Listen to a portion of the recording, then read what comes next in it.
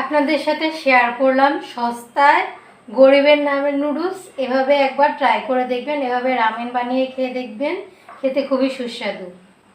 আপনারা যদি আরও বেশি ঝাল খেয়ে থাকেন তাহলে আরও বেশি মরিচের গুঁড়া ইউজ করবেন।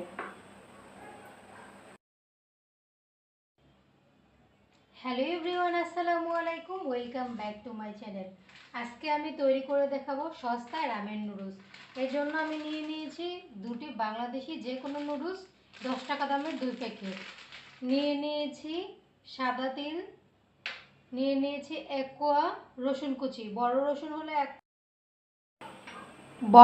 হলে 1 কোয়া দিবেন, ছোট হলে 2 কোয়া দিতে পারেন।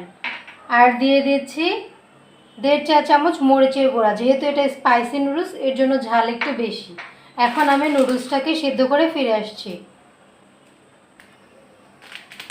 নুডলসটা 2 মিনিটের বেশি সিদ্ধ করা যাবে না, যেহেতু এটা আমরা ঠান্ডা পানি দিয়ে ধুবো না, তাই এটাকে 2 মিনিটই সিদ্ধ করতে হবে।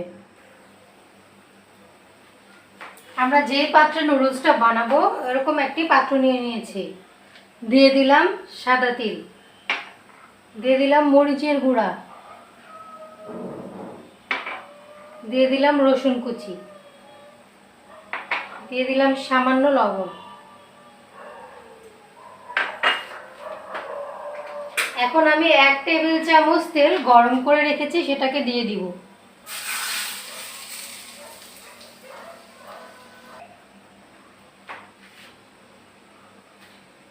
তৈরি হয়ে গেছে আমার রামেন নুডলসের সস।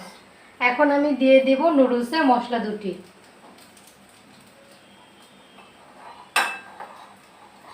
আমার নুডলসটা সেদ্ধ হয়ে গেছে, এখন আমি পানি ঝরিয়ে দিয়ে দিব এর সাথে।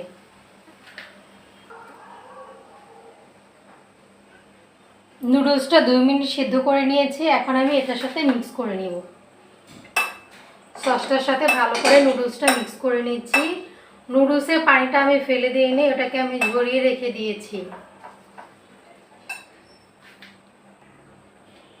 এখন আমি নুডলসের সাথে দিয়ে দেব অল্প একটু টমেটো সস, খুবই সামান্য।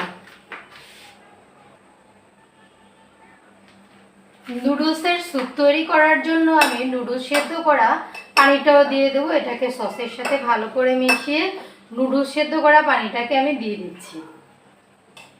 আপনারা যে যতটুকু স্যুপ খান ততটুকু পানি রেখে দিবেন। এটাকে গরম অবস্থায় এটার সাথে মিশিয়ে দিবেন।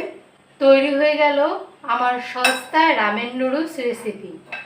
এভাবে তৈরি করে খেয়ে দেখবেন, মুখে লেগে থাকার মতো টেস্ট। যারা ঝাল পছন্দ করেন তাদের কাছে অবশ্যই ভালো লাগবে। আপনারা চাইলে একটি ডিম সেদ্ধ বা পোচ করে সাথে নিতে পারেন, খেতে খুবই সুস্বাদু।